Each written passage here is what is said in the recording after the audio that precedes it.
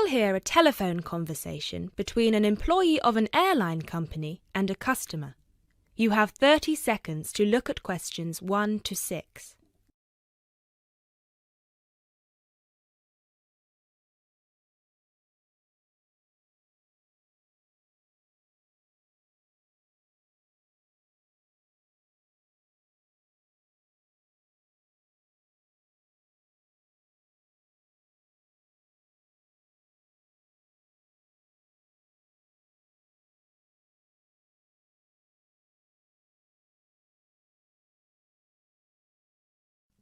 GB Airlines, this is Kyle speaking. How can I help? Hi, my name is Matt Walsh. I'm calling on behalf of Mr. John Sparrow to claim expenses for a delay in his flight last week. Good morning, Mr. Walsh. Thank you for calling. Could you please tell me the flight number and the date of departure? The date of departure was the 24th of January, 2016. I'm afraid I don't have the flight number in front of me at the moment. Okay, that's all right. One moment. Could you tell me where was Mr. Sparrow departing from? He was departing from Athens. Is that Athens, Greece or Athens, Georgia? Athens, Greece. Right. And what was the destination? It was Heathrow, London. Right. We've got 2 flights from Athens to London, Heathrow, on the 24th of January 2016. Was it the 3:25 p.m. flight or the 9:45 p.m.? It was the later one, 9:45. Okay, so the flight number is GB1011. Right, okay. Okay, yes. I can see that Mr. Sparrow's flight was cancelled and he was booked on the next flight on the 25th of January at 3:25 p.m. Is that correct? Yes, that is correct. According to our system, one of my colleagues spoke with Mr. Sparrow on the phone on the 24th to inform him of the cancellation and offered to book a hotel for him for the night, but Mr. Sparrow preferred to book one himself. Yes, because he didn't want to stay near the airport, as the next flight was in the afternoon. Yes, of course. Could you tell me which hotel he stayed at? Yes, he stayed at the Hypnos Hotel. Oh, could you spell that for me? Of course. That's Hypnos. Right. Thank you for that. And could you please tell me how much the total cost was for the night? Sure. It was 73 euros. Right. Do you have a copy of the receipt for that? Yes, of course. Would you like me to send it to you? Yes, please. Can I email a picture of it to you? Absolutely. The email address is refunds@gbairlines.co.uk. Great, thank you. No problem. Were there any other expenses you wish to claim? Actually, yes. There was also the taxi ride to the airport and the taxi ride back the next day. Right. And what was the total cost? The first taxi ride was 53 euros and the second one was 42, so 63, 73, 83. Yeah, so the total was 95 euros. I'll send you the receipt for those as well. Thank you. Are there any other expenses? No, I think that's it.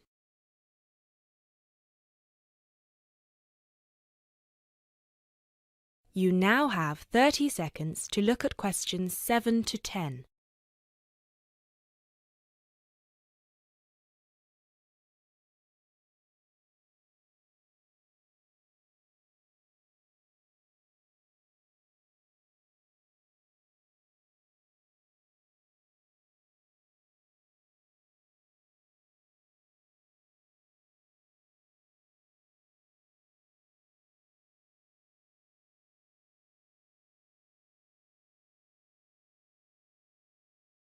Excellent. So if you could please send us the receipts for the hotel and the taxi rides, and after we receive them, it should take about 48 hours for the funds to reach Mr. Sparrow's account. Perfect. Thank you so much. My pleasure. Is there anything else I can help you with? Actually, yes. There's one more thing. Mr. Sparrow complained about the meal during the flight. He said that it was a bit bland. Right. So he asked me if it was possible to switch to a different meal option for his upcoming flight to Kiev next week. Right, of course. Just give me a minute, please. Right, I see that Mr. Sparrow had the light meal option for his flight to London, and you would like to change that. What would you like to change it to? What are the other options? We've got 12 different meal options. Would you like me to list all of them for you? Well, Mr. Sparrow has told me that he would prefer something without meat. How many of these do not contain meat? We've got 3 meal options without meat. We've got the vegetarian option, the vegan option, and the Asian vegetarian. What's the difference? There's a variety of different dishes served with each option. For example, next week the vegetarian option will be a small spinach and feta cheese pie, a bread roll, a salad, and tropical fruit. And the vegan option? The vegan option doesn't include any dairy products, and it also doesn't include fowl, eggs, or honey. I'm afraid I don't have the specific menu for this week, but I can email it to you as soon as it becomes available. Oh, could you do that? That would be great. Yes, of course. I can email you a detailed description of all the meal options if you like. Yes, please. No problem. Please do not forget to call us back to change the meal option. You need to do that 48 hours before the departure time for international flights and 24 hours for domestic flights. So 48 hours for this one then? Yes, exactly. Perfect. Oh, no, I'm sorry. Transatlantic flights require 48 hours. All flights within Europe require 24 hours. So in this case, you will need to call us 24 hours in advance. I apologise for that. Okay, great. So, could I please have your email address so I can send you the menus? Certainly. It's matt.walsh@sparrowlimited.com.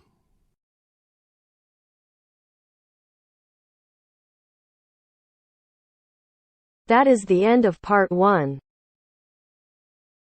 You now have half a minute to check your answers.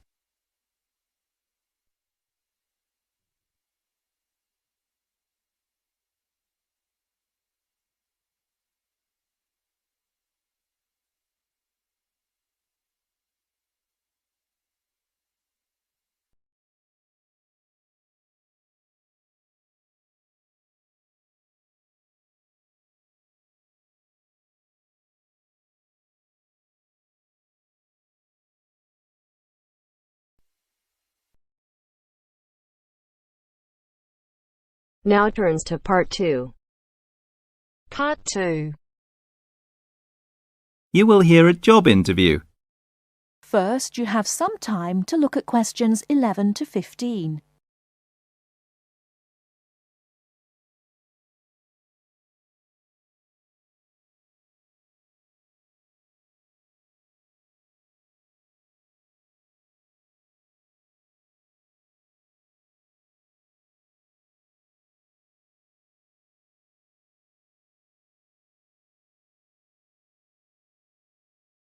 Now, listen carefully and answer questions 11 to 15. Please sit down, Mr. Wilson. My name's Jane Smith, and I'm the personnel manager. Hello, how do you do? Now, this is just a short preliminary interview. I'd like to talk about your present job and what you've done up till now. Yes, of course. Well, could you tell me how long you've had your present position in evening news? It is evening news, isn't it? Yes, that's right. I'm not sure. Let's see. I left university in 2002. Is that right? Yes, 2002. Then I was unemployed for about 2 months. And then I travelled round Britain for a few weeks.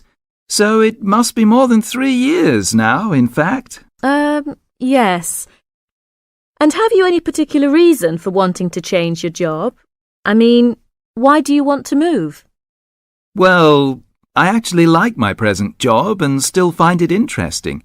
The salary's okay, so it's nothing to do with money, though you can always do with more. I suppose the thing is that I'm really very ambitious and keen to get promoted, so that's the real reason. You say you like your job. Can you tell me what aspect you like most? Oh dear, that's difficult. There are so many things. My colleagues are quite nice to go along with, so there's a good cooperative atmosphere, and compared to other presses, the working conditions are great. I mean, the office itself is good. Yes. And then there's the fact that as a journalist, I regularly write articles about what is happening at home or in the world. So I have to make decisions. I must be responsible for what I have written. You know, that's what I really like most about the job. They give me lots of room for initiative. Yes. Well, We're looking for someone who isn't a clock watcher and who isn't too concerned about working fairly long hours. Oh, I don't mind that. I'm used to it. I often work irregular hours. I was very often made to work at night.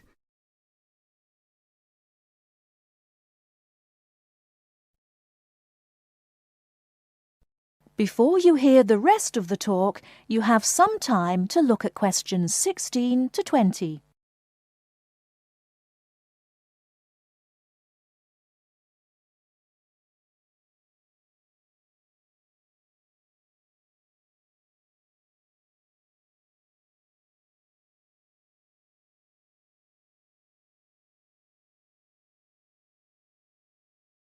Now listen and answer questions 16 to 20.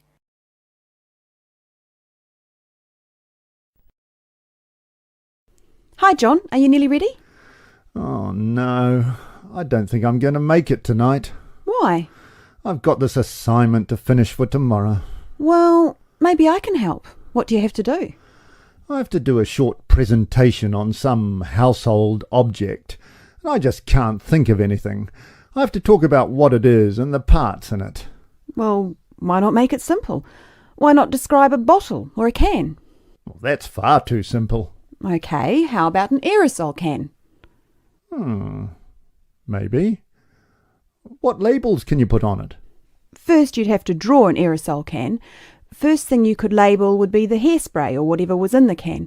You'd just label that product, I suppose. Then you'd have to label the area above the product as the propellant. Is that the gas that presses down on the contents of the can, forcing it out through the dip tube? Yes, you've got it. OK. So far, so good. Now, at the top of the aerosol, there are quite a few things to label, so I'd have to write quite small. Unless you drew a couple of lines and showed an enlarged picture of that area. Yes, that would work. Then I could start labelling from the top to the bottom. The first thing on the enlargement would be the nozzle. The what? The nozzle. You know, Nozzle. Then the seal. Right. Then all I'd need is the spring. No, you'd need to label the inlet first, then the final part would be the spring. Anyway, that's it. You've finished. We can go out now. Well, I have to type all that into the computer first, and draw the can. Oh!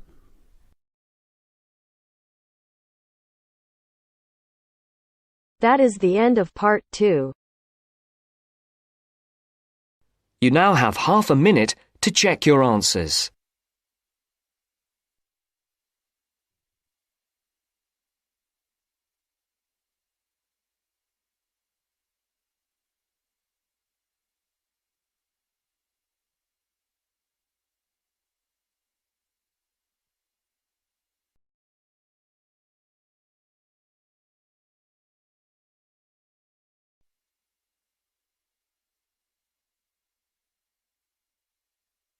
Now turns to part 3. Part 3. You will hear a conversation between two students who will discuss a project they're working on together. You have 30 seconds to look at questions 21 to 27.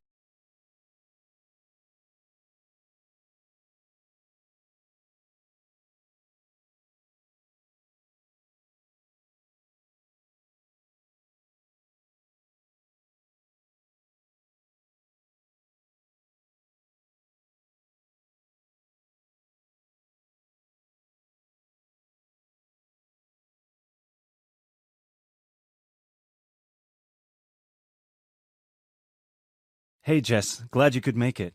We've got a lot to discuss. Hi, Matt. Yes, sorry I'm a bit late. I did bring all my notes with me. Yes, me too. Where shall we start?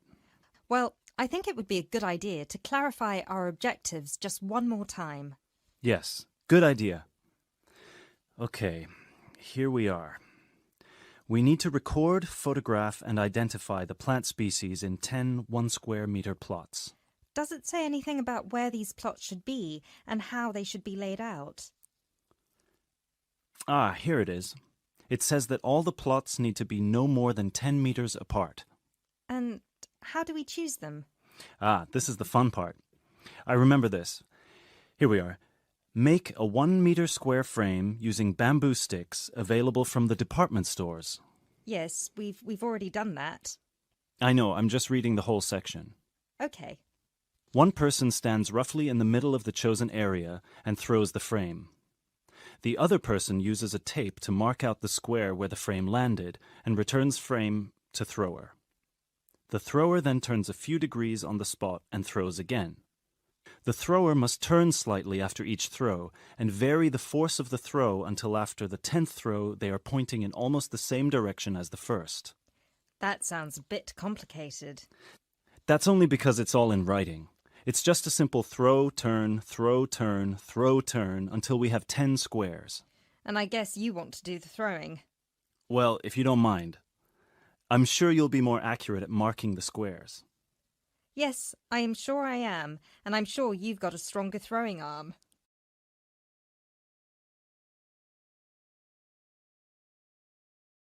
You now have 30 seconds to look at questions 28 to 30.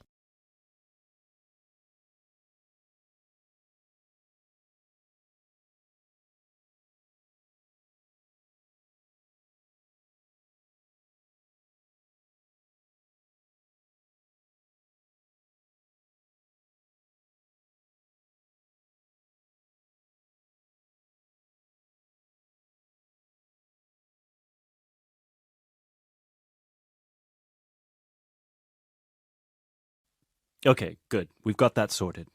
Now we need to decide where to go. Yes, I've been thinking about that, and I've brought the map. Ah, well done. I forgot mine. Now, I've identified 3 possible locations, but they've all got some disadvantages. Okay, fire away. Well, the area around this lowland marsh could be interesting. There'll be a lot of interesting water plants here. Looks good, but what's the problem? Mainly that it's already a designated nature reserve, and I think there's already been a lot of research done here. Ah, I see. Well, I'd rather do something that's new and can be useful.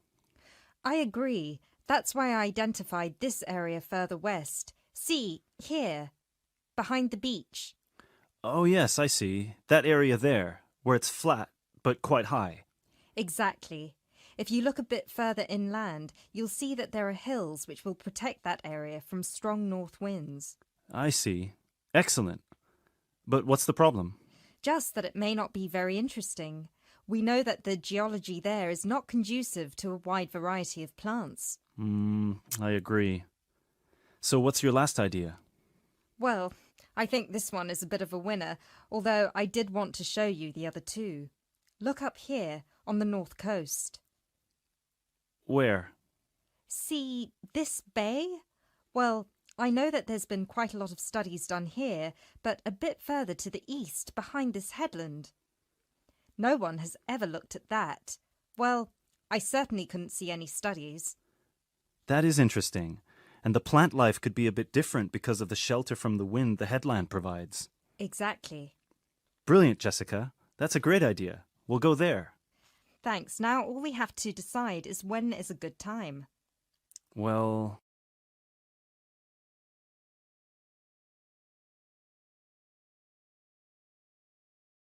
That is the end of part 3. You now have half a minute to check your answers.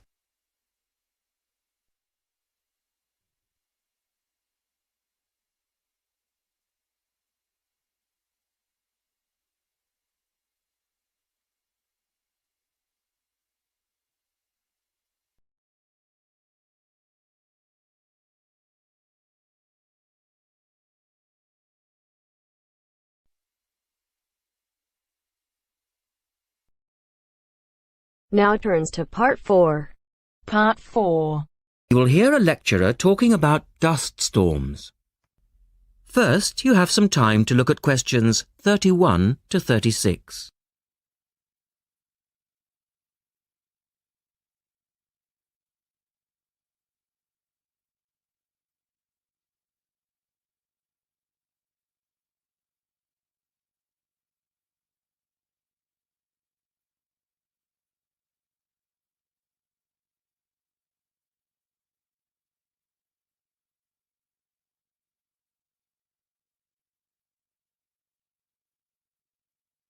Now listen carefully and answer questions 31 to 36. In the last lecture, we looked at the adverse effects of desert dust on global climate. Today, we're going to examine more closely what causes dust storms and what other effects they can have. As you know, dust storms have always been a feature of desert climates, but what we want to focus on today is the extent to which human activity is causing them. And it's this trend that I want to look at, because it has wide-ranging implications. So, what are these human activities? Well, there are two main types that affect the wind erosion process, and thus the frequency of dust storms. There are activities that break up naturally wind-resistant surfaces, such as off-road vehicle use and construction. And there are those that remove protective vegetation cover from soils, for example, mainly farming and drainage. In many cases, the two effects occur simultaneously, which adds to the problem. Let's look at some real examples and see what I'm talking about. Perhaps the best-known example of agricultural impact on desert dust is the creation of the USA's Dust Bowl in the 1930s. The dramatic rise in the number of dust storms during the latter part of that decade was the result of farmers mismanaging their land. In fact, choking dust storms became so commonplace that the decade became known as the Dirty 30s. Researchers observed a similar but more prolonged increase in dustiness in West Africa between the 1960s and the 1980s, when the frequency of the storms rose to 80 a year, and the dust was so thick that visibility was reduced to 1,000 meters. This was a hazard to pilots and road users. In places like Arizona, the most dangerous dust clouds are those generated by dry thunderstorms. Here, this type of storm is so common that the problem inspired officials to develop an alert system to warn people of oncoming thunderstorms. When this dust is deposited, it causes all sorts of problems for machine operators. It can penetrate the smallest nooks and crannies and play havoc with the way things operate, because most of the dust is made up of quartz, which is very hard. Another example. The concentration of dust originating from the Sahara has risen steadily since the mid-1960s. This increase in wind erosion has coincided with a prolonged drought, which has gripped the Sahara's southern fringe. Drought is commonly associated with an increase in dust-raising activity, but it's actually caused by low rainfall, which results in vegetation dying off. In the second part, the speaker talks about the drying up of the Aral Sea. Look at questions 37 to 40 and complete the flowchart.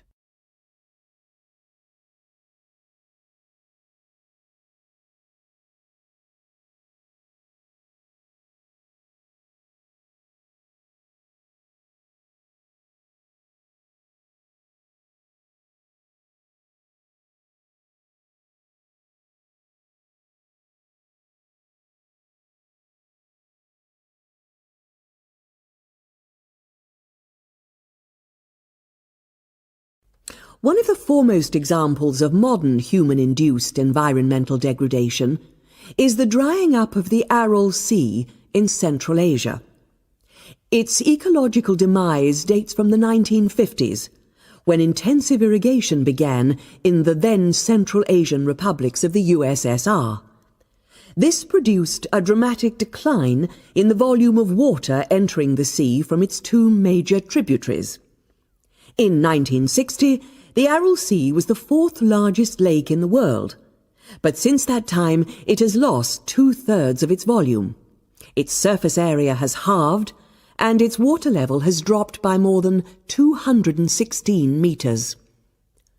A knock-on effect of this ecological disaster has been the release of significant new sources of wind-blown material as the water level has dropped. And the problems don't stop there. The salinity of the lake has increased so that it is now virtually the same as seawater. This means that the material that is blown from the dry bed of the Aral Sea is highly saline. Scientists believe it is adversely affecting crops around the sea because salts are toxic to plants.